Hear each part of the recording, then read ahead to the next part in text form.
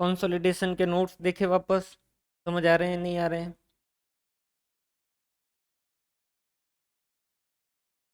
फिर एक बार जो अपन स्टडी कर लेते हैं अभी।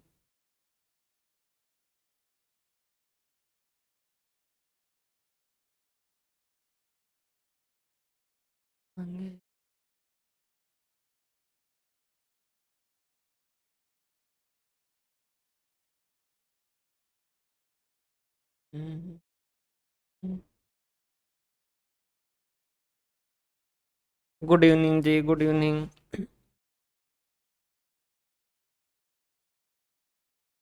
कंसोलिडेशन के एक बार नोट्स वापस देखे आपने? समझ आ रहे हैं नहीं आ रहे हैं? फिर अपन डिस्कस करते हैं उसको।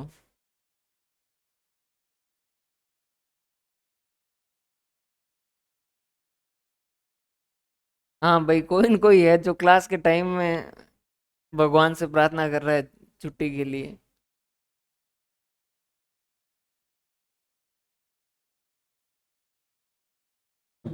मैं तो खुद बहुत, वो क्या कहते हैं, मन बना के अभी आया हूँ।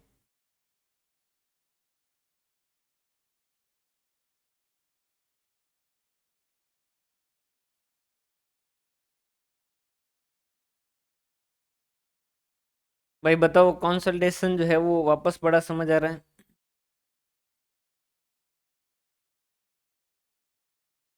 भाई सोने में कोई दिक्कत नहीं है, दो ही काम करो, आंख खुली है तो पढ़ो, और नहीं तो वापस सो जाओ बस। सोने में कोई जो है वो तकलीफ नहीं है। कोई कहता है ना कि नींद कम करो, नींद कम की जरूरत नहीं है। एक्स्ट्रा जो फिजूल का टाइम है वो कम करो।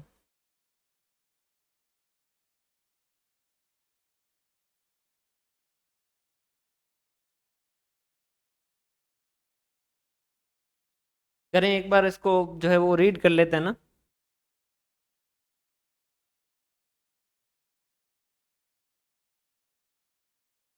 10-15 मिनट लगेंगे, एक बार कर ही लेते हैं ना।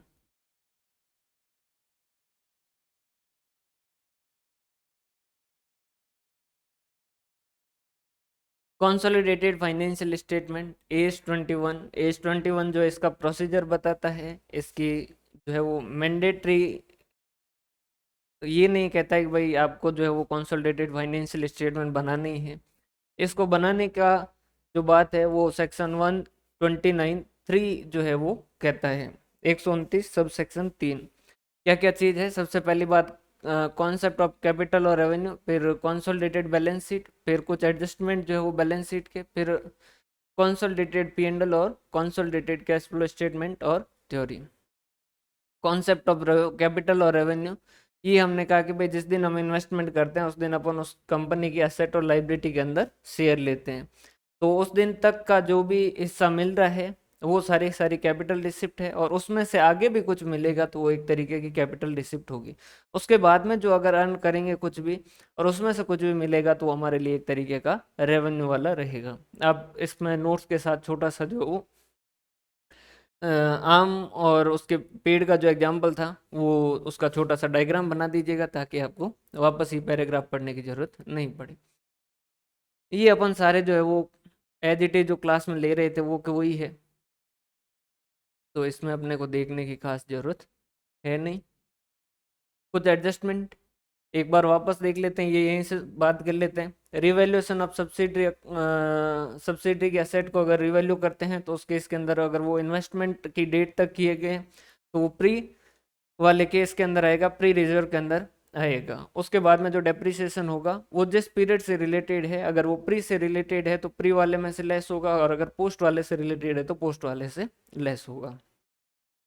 फिर सेकंड, डिविडेंड रिसीव, दो चीजें हैं, प्री से मिल रहा है तो उसके इसके अंदर कॉस्ट ऑफ इन्वेस्टमेंट या कैरिंग अमाउंट ऑफ इन्वेस्टमेंट से कम हो जाएगा, bank account debit to investment in S limited, इस तरीके की एंट्री करेगा। और अगर पोस्ट से रिसीव हुआ है तो उस केस के अंदर वो उसके लिए एक इनकम होगी, bank account debit to dividend income नाम से एंट्री करेगा।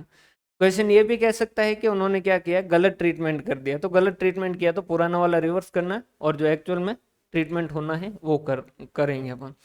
प्रपोज डिविडेंड है तो यहाँ पर एक्चुअल में बांटा नहीं है, उन्होंने क्या किया है, साइड में किया है, अपने को कुछ भी नहीं है। अगर प्री से साइड में किया है तो उसे उस प्रपोज डिविडेंड को प्री जैसा ही मानेंगे, मतलब प्री रिजर्व ही मानेंगे, और अगर पोस्ट से जो साइड में किया तो उसके इसके अंदर पोस्ट जैसा ही मानेंगे। अब इनके बीच में अगर कोई इंटर कंपनी ट्रांजैक्शन है तो उनको हटा देंगे। और उसके बाद में अगर प्रॉफिट है, unrealised profit downstream sales है, मतलब कि होल्डिंग कंपनी के बुक के अंदर प्रॉफिट है तो होल्डिंग कंपनी के जो रिजर्व है उसमें से कम कर देंगे और स्टॉक की वैल्यू से कम कर देंगे। अगर अप स्ट्रीम है तो उस केस के अंदर ध्यान रखना होगा, ध्यान क्या रखना होगा कि प्रॉफिट जो वो सब्सिडी कंपनी के अंदर है, अगर उन्होंने इन्वेस्टमेंट से पहले सेल किया है तो उस केस के अंदर प्री से एडजस्ट होगा, और अगर बाद में सेल किया है तो उस केस के अंदर पोस्ट से एडजस्ट होगा।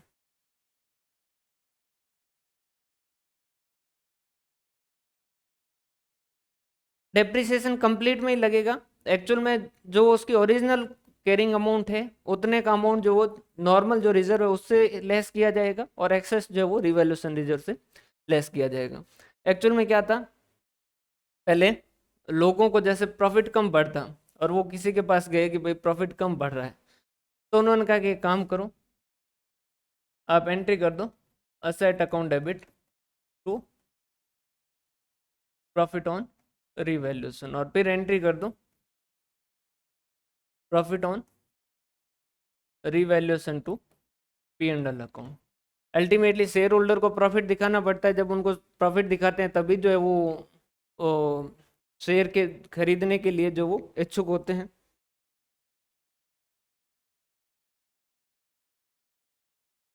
हाँ, वो क्वेश्चन के ऊपर है, क्वेश्चन की लैंग्वेज कैसी होगी। अगर उन्होंने कहा है कि सारों पे ही जो है वो लगाना है डेप्रिसिएशन तो सारों पे ही लगाएंगे, और अगर वो कहता है क्वेश्चन स्पेसिफिकली कि सिर्फ रिवैल्यूड अमाउंट पे, क्यों नॉर्मली क्वेश्चन इसका एडजस्टमेंट जब भी देता है तो वो कहता है कि डेप्रिसिएशन अभी लगाना बाकी है।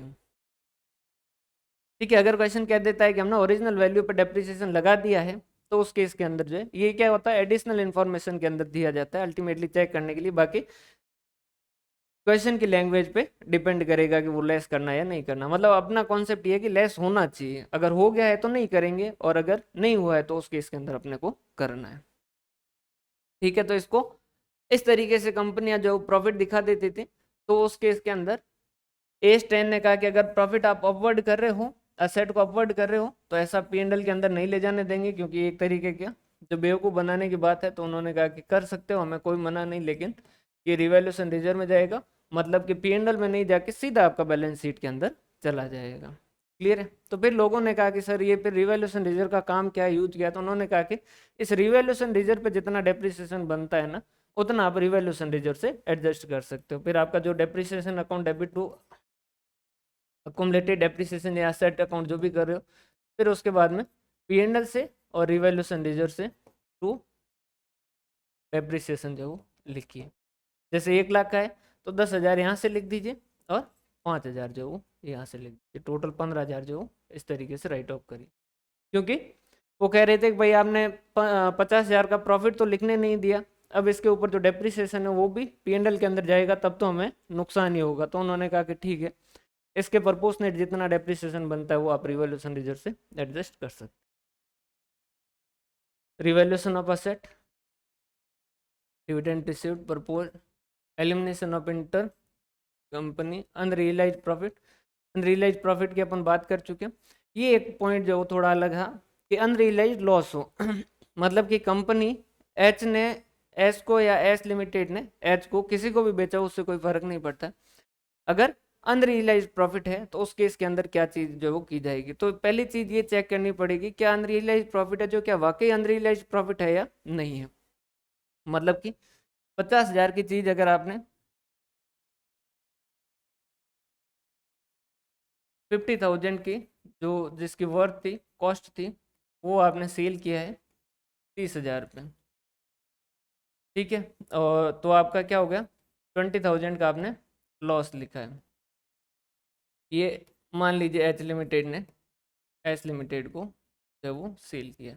मतलब कॉन्सेप्ट वही रहेगा, जो अनरियलाइज प्रॉफिट का है वो सेम ही रहेगा। बस उससे पहले एक चीज ध्यान रखनी है, क्या ये जो 20,000 का लॉस लिखा है वो क्या एक्चुअल लॉस है या अनरियलाइज लॉस है, वो कैसे पता करेंगे। अगर मान लीजिए इस एसेट की एनआरवी ही एक्चुअल में 30,000 ही है, कि इससे अगर इसको बेचें तो 30,000 रुपये ही रिसीव होंगे, तो इसका मतलब तो क्या है, ये एक्चुअल लॉस है। समझ आ रही बात, कि भाई 50,000 की चीज है, 30,000 में बेचा है, और इसको बाहर भी बेचते तो 30,000 रुपये रिसीव होते हैं, तो फिर क्या ये अनरियलाइज प्रॉफिट होता है क्या? नहीं। तो फिर ये क्या है, एक तरीके का रियल ही लॉस है, तो इस केस के अंदर आपको रिवर्स करने की जरूरत नहीं है। लेकिन अगर मान लीजिए 50,000 की चीज है, 30,000 में बेचा है, और इसकी एनआरवी जो है वो एक्चुअल में 40,000 है, तो उस केस के अंदर अनरियलाइज प्रॉफिट कितना बनेगा? 10,000 रुपये। कि भाई 30,000 में बेचा, 20,000 का लॉस लिखा है, लेकिन अल्टीमेटली जो रियल लॉस है वो कितने का है? सिर्फ 10,000 का। 10,000 का लॉस जो वो हमने सिर्फ और सिर्फ जो बुक्स के अंदर लिखा है।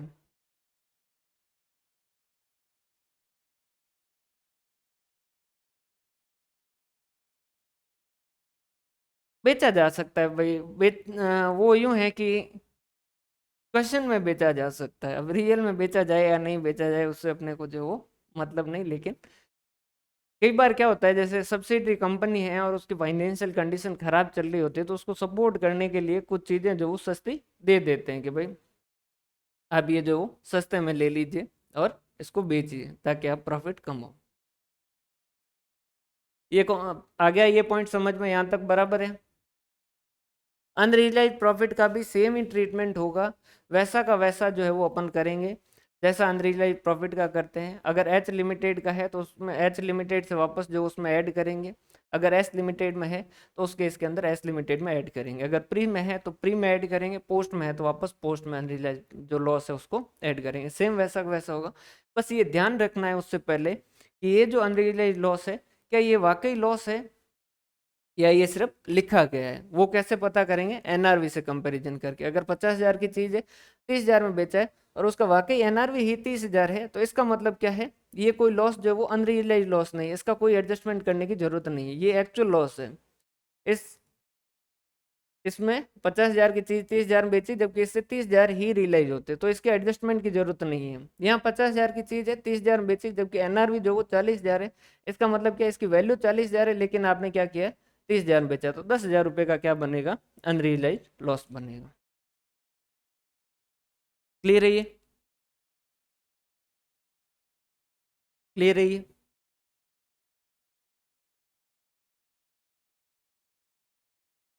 आगे बढ़े इससे। इसके बाद में है preparation of consolidated statement of profit and loss. ध्यान रखना है, ये क्वेश्चन पूछा जा सकता है। पूरा जो है वो वैसे कंसोलिडेशन का पूरा प्रोसेस जो वो लाइन बाय लाइन ही होता है, मतलब कि इधर से फिक्स एसेट लेंगे, उधर से फिक्स एसेट लेंगे, फिक्स एसेट में फर्नीचर के साथ फर्नीचर जोड़ेंगे, बिल्डिंग के साथ बिल्डिंग जोड़ेंगे, इस तरीके से लाइन बाय लाइन। और यहाँ पर भी जो P&L है वो भी लाइन बाय लाइन होगा। अगर सेल है तो सेल के साथ सब्सिडी की सेल जोड़ेंगे, परचेज के साथ सब्सिडी की परचेज जोड़ेंगे, सब जो है वो सेम वैसा का वैसा होगा। बस इंटर कंपनी अगर कोई ट्रांजेक्शन है तो उसको एलिमिनेट करना है।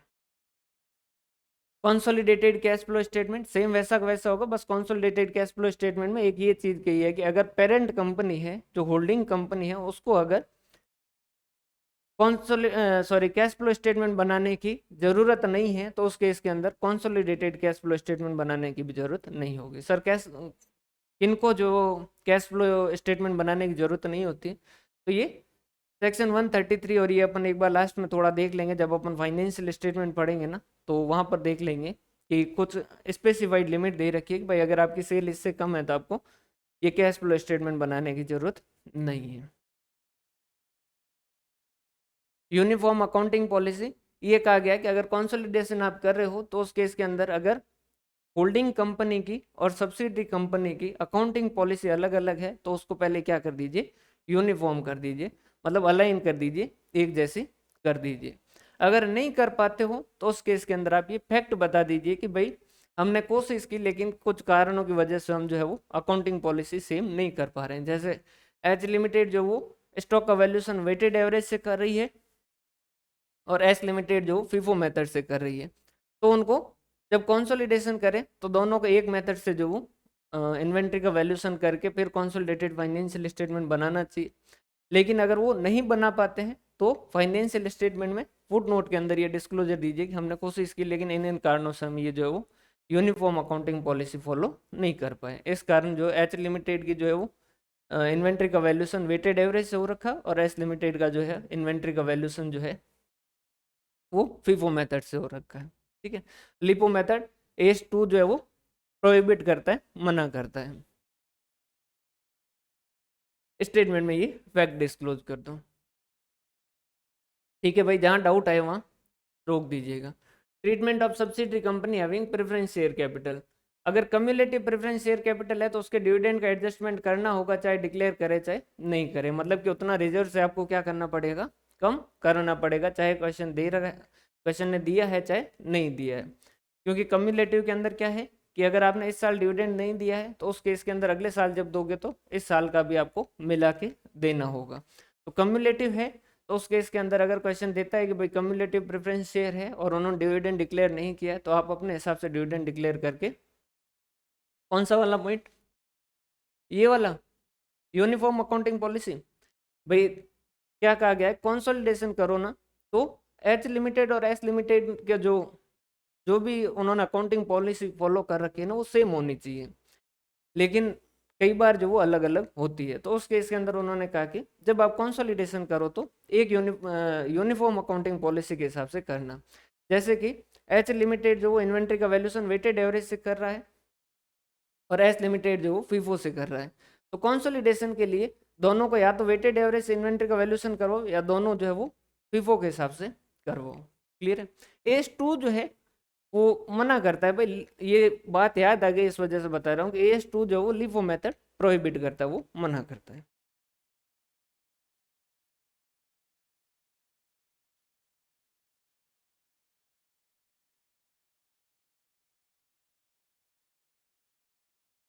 क्लियर है भाई, क्लियर है, यहाँ तक की बात समझ आ गई। उसके बाद में है, अगर प्रेफरेंस शेयर कैपिटल है तो उस केस के अंदर अगर कम्युलेटिव है, क्वेश्चन ने कहा है कि कम्युलेटिव प्रेफरेंस शेयर कैपिटल और उन्होंने डिविडेंड जो वो डिक्लेयर नहीं किया है, तो भी आपको क्या करना होगा, डिविडेंड का एडजस्टमेंट करना होगा। अगर वो पोस्ट इन्वेस्टमेंट के पीरियड से रिलेटेड है तो पोस्ट वाले प्रॉफिट से जो कम करना है और टोटल जो है उसमें से रिजर्व में से भी कम करना है। और अगर नॉन कम्युलेटिव है तो उस केस के अंदर डिविडेंड का एडजस्टमेंट अगर डिक्लेयर करें तभी करना है, अदरवाइज नहीं करना है। समझ आ रही बात, ध्यान रखना। अगर ये प्रपोज है ना प्रेफरेंस शेयर वाला, तो वो सीओसी और उसके अंदर नहीं जाएगा। भाई इक्विटी वाला है, इक्विटी का अगर प्रपोज डिविडेंड है तब तो वो जाएगा कौन, सीओसी के अंदर, और जो सेकंड है आपका माइनॉरिटी इंटरेस्ट, और थर्ड जो है वो कंसोलिडेटेड रिजर्व एंड सरप्लस में जाएगा। लेकिन प्रेफरेंस शेयर वाला इसके अंदर नहीं आएगा, ये एज इट इज लाइबिलिटी के जैसा काम करेगा। अलाइनमेंट ऑफ रिपोर्टिंग डेट, अब फाइनेंशियल स्टेटमेंट एच लिमिटेड जो है वो मान लीजिए 31 मार्च को बना रहा है और एस लिमिटेड जो वो 31 दिसंबर को बना रहा है, तो कहा गया कि भाई कोशिश करो कि आप दोनों की रिपोर्टिंग डेट जो है वो सेम रखो, या अकाउंटिंग ईयर जिसे कहते हैं वो सेम रखो। अगर नहीं रख पा रहे हो, अब नहीं रखने का कारण क्या होता है, हो सकता है कि मान लीजिए वो कोई और दूसरे किसी एक्ट के अंडर आ रही हो और दूसरा एक्ट जो है वो कुछ और डेट के हिसाब से फाइनेंशियल स्टेटमेंट बनाने की बात करें। हालांकि अभी के केस में ऐसा कुछ भी जो किसी एक्ट में लिखा नहीं है, लेकिन मान लीजिए अगर हो तो भी उन्होंने उनको कहा गया है कि आप दोनों के बीच में जो डिफरेंस है वो 6 मंथ से ज़्यादा नहीं होना चाहिए। छोटा सा पॉइंट है और यहाँ से क्वेश्चन बन सकता है कि मैक्सिमम कितने टाइम का इनके बीच में गैप हो सकता है, 6 मंथ का गैप हो सकता है। जो छोटे पॉइंट है ना वो ज़्यादा इंपॉर्टेंट हो जाते हैं। फिर ये जो कुछ डेफिनेशन दे रखी है, टोटल शेयर कैपिटल जो है इसके अंदर इंक्लूड क्या होगा, यहाँ टोटल शेयर कैपिटल वर्ड जहाँ भी यूज किया है वो किसके लिए यूज किया गया है। अपन नॉर्मली शेयर कैपिटल अगर सिंपल सा शेयर कैपिटल लिखते हैं तो अपन दोनों कंसीडर करते हैं, इक्विटी शेयर कैपिटल और प्रेफरेंस शेयर कैपिटल। लेकिन यहाँ पर इन्होंने कहा कि यहाँ टोटल शेयर कैपिटल जो है उसका मतलब paid up equity share capital और कन्वर्टिबल प्रेफरेंस शेयर कैपिटल, उन्हीं को कंसिडर करेंगे, बाकी वालों को, प्रेफरेंस शेयर वालों को कंसिडर नहीं करेंगे। क्लियर है। रीजन क्या है यहाँ पर प्रेफरेंस शेयर को नहीं करने का, क्योंकि यहाँ कंट्रोल जो है वो किससे आता है, वोटिंग राइट से, और वोटिंग राइट जो किसका है, सिर्फ इक्विटी शेयर होल्डर का। इस वजह से उन्होंने स्पेसिफिकली कह दिया कि भाई हम शेयर कैपिटल वर्ड यूज कर रहे हैं, लेकिन यहाँ जब भी शेयर कैपिटल हम बोल रहे हैं तो उसका मतलब इक्विटी शेयर कैपिटल और कन्वर्टेबल प्रेफरेंस शेयर कैपिटल जो है वो हो गया। कन्वर्टेबल प्रेफरेंस शेयर है अगर और वो कन्वर्ट होने बाकी है, और उससे पहले अगर मान लीजिए कभी बोनस और इक्विटी इश्यू कर दिए जाते हैं ना, तो इन कन्वर्टेबल प्रेफरेंस शेयर के हिस्से के जितने बोनस और इक्विटी बनते हैं ना, उतने रोक के रखने पड़ते हैं, नमस्ते जी, उतने रोक के रखने पड़ते हैं, ताकि वो जब कन्वर्ट हो तो उस केस के अंदर उस टाइम उनको बोनस और वो एक राइट शेयर जो वो दिए जा सके। ध्यान से वापस सुन लीजिए, अगर कन्वर्टेबल प्रेफरेंस शेयर है, ठीक है, और जो कि आउटस्टैंडिंग है लेकिन अभी प्रेफरेंस शेयर के रूप में है, अभी कंपनी ने क्या कर दिया, बोनस शेयर इशू कर दिया, तो बोनस शेयर तो अभी तो सिर्फ इक्विटी शेयर होल्डर है उनको मिलेगा। कंपनी एक्ट कहता है कि अगर आपके कन्वर्टेबल प्रेफरेंस शेयर आपने इशू कर रखे हैं और आप बोनस या राइट ऐसा कुछ इशू कर रहे हैं, तो कन्वर्टेबल प्रेफरेंस शेयर के हिस्से का या कन्वर्टेबल डिबेंचर के हिस्से का जितना बोनस और राइट बनता है ना, उतना जो है वो आपको रोक के रखना पड़ेगा। जब ये कन्वर्ट हो जाए तब आप उनको क्या कर दीजिएगा, ये बोनस और राइट को मिला के दीजिएगा। रीजन क्या है ये ऐसा करने का, रीजन ये है कि अपन जानते हैं बोनस शेयर अल्टीमेटली कुछ भी नहीं करता, शेयर की वैल्यू कम करवा देता, बोनस या राइट। तो अगर ये नहीं दे रखा होता सेक्शन, तो उस केस के अंदर उनके साथ बेचारों के साथ चीटिंग की जा सकती थी कि भाई वो कन्वर्ट होने से पहले वाले दिन ही अपन क्या करते, उनको कह रखा होता है 5,000 हम इक्विटी शेयर देंगे, और उससे जस्ट पहले वाले दिन एक के बदले में 2 बोनस शेयर इशू कर दिए, तो उनको 5,000 जो शेयर देंगे उनकी वैल्यू क्या हो जाएगी, कम हो जाएगी। तो उन्होंने कहा कि अगर कन्वर्टेबल कुछ भी आपने कर रखा है, तो जब भी आप उनको बोनस और राइट दोगे तो उनके हिस्से के जितने बनते उतने रोक के रखिएगा, ताकि जब वो कन्वर्ट हो जाए उस वक्त उनको दे दिया जाए। समझ आ रही है मेरी बात? सेक्शन 19 जो है वो कहता है कि भाई सब्सिडरी कंपनी जो है ना, वो होल्डिंग कंपनी के शेयर जो वो होल्ड नहीं करेगी, लेकिन इन कुछ सिचुएशन में कर सकती है। अगर वो as a legal representative of deceased member जो है, उस हिसाब से वो किसी का शेयर होल्ड कर रही है, तो सब्सिडी कंपनी होल्ड कर सकती है।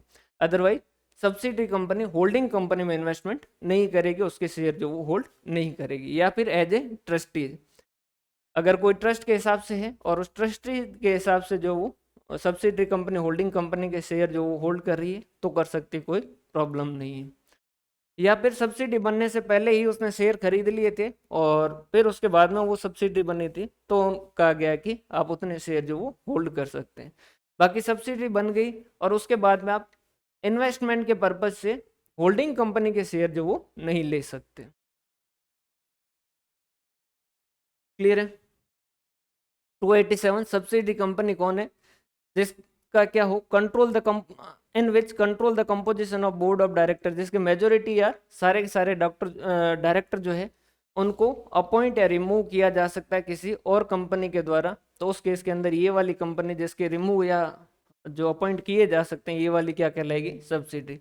और या तो ये या फिर ये control more than 1/2 of the share capital, मतलब कि 50% कंपनी जो है, सॉरी 50% शेयर कैपिटल है, उससे ज़्यादा जो है वो अगर होल्ड करती है कोई और कंपनी, एक पर्टिकुलर कंपनी जो कि डायरेक्टली या इनडायरेक्टली कर सकती है, तो उस केस के अंदर भी ये क्या हो जाएगी, सब्सिडी कंपनी। डायरेक्टली और इनडायरेक्टली में कैसे, ये जैसे एक ए लिमिटेड है और ये डी लिमिटेड है, इसने क्या कर रखे, 31% शेयर होल्ड कर रखे। इसने एक और कंपनी है जिसमें 51% शेयर जो वो होल्ड कर रखे हैं, जो कि है बी लिमिटेड, और बी लिमिटेड जो इसमें 20% शेयर होल्ड कर रही है। तो अल्टीमेटली ये खुद के और इसकी सब्सिडी को मिला के टोटल कितने हो गए, 51% शेयर जो वो होल्ड कर रही है। तो ये भी क्या हो जाएगी, डी लिमिटेड भी इसकी क्या हो जाएगी, सब्सिडी हो जाएगी। क्लियर है ये यहाँ तक की बात? डाउट आए वहाँ रुकवा दीजिएगा। माइनॉरिटी इंटरेस्ट क्या है, that part of the net result of the operation and the net asset of the subsidiary company attributable to outsider, मतलब कि प्रॉफिट का और नेट एसेट का वो हिस्सा जो आउटसाइडर को रिप्रेजेंट करता है। मतलब कि अगर 2/3 शेयर अपने पास है तो 1/3 शेयर बाहर वालों के पास है, तो 1/3 शेयर वालों के लिए जितना प्रॉफिट है और जितना उनके लिए नेट एसेट है, वो सारा का सारा क्या कहलाएगा, माइनॉरिटी इंटरेस्ट कहलाएगा। ओनली ऑन सब्सिडी किसे कहते हैं, अगर पूरी 100% शेयर कैपिटल किसी कंपनी की ले ली है, तो उस केस के अंदर वो ओनली ऑन सब्सिडी कंपनी कहलाएगी। और अगर 50 से ज़्यादा है लेकिन 100 से कम है, तो पार्टली ऑन सब्सिडी जो वो कहलाएगी। उसके बाद ना एसोसिएट कंपनी, एसोसिएट कंपनी कौन सी है, जिसके अंदर सेक्शन 2(6) के अंदर तो क्या लिखा है, जिसके अंदर सिग्निफिकेंट इन्फ्लुएंस है, और सिग्निफिकेंट इन्फ्लुएंस को फिर उन्होंने क्या किया है, एक्सप्लेनेशन दिया कि सिग्निफिकेंट इन्फ्लुएंस किसे कहा जाएगा, अगर 20% से ज्यादा शेयर होल्ड कर रहे हैं या कंट्रोल होल्ड कर रहे हैं, लेकिन 50% से कम है तो वहां तक जो है वो क्या कहलाएगी, एसोसिएट कहलाएगी। अगर पूरा 50% है तो ज्वाइंट वेंचर का केस बन जाता है, और 50% से ज्यादा है तो सब्सिडरी का case. Company in which other company have significant influence but subsidiary company या जॉइंट वेंचर नहीं है, वो क्या कहलाएगी, एसोसिएट कंपनी।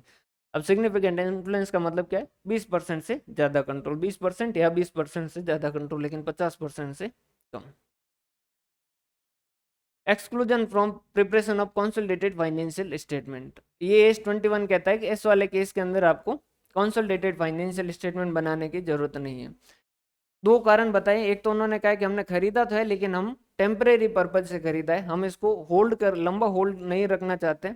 हमारे पास पहले 40% थे, फिर गलती से 20% और खरीद लिया, लेकिन अब इसको लंबा जो खींचना नहीं चाहते, हम इसको वापस सेल करने के इरादे में है, और नियर फ्यूचर के अंदर सेल करने के इरादे में है। फिर पूछा कि नियर फ्यूचर क्या है, उन्होंने एक्सप्लेनेशन में लिखा कि नियर फ्यूचर का इन जनरल मतलब जो 12 मंथ है माना जाएगा, और या फिर it operates under several long term restriction, या फिर कुछ लॉन्ग टर्म रेस्ट्रिक्शन लग रखे हैं इसके ऊपर कि भाई ट्रांसफर नहीं कर सकते, ये चीज नहीं कर सकते, और उस कारण जो है वो शेयर होल्ड कर रहे हैं, तो उस केस के अंदर भी आपको कंसोलिडेटेड फाइनेंशियल स्टेटमेंट बनाने की जरूरत नहीं है, क्योंकि ये जबरदस्ती की सब्सिडी बनी हुई है।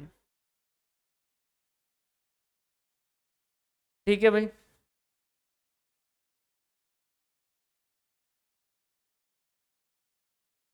और कोई डाउट हो इसमें तो बता दीजिए।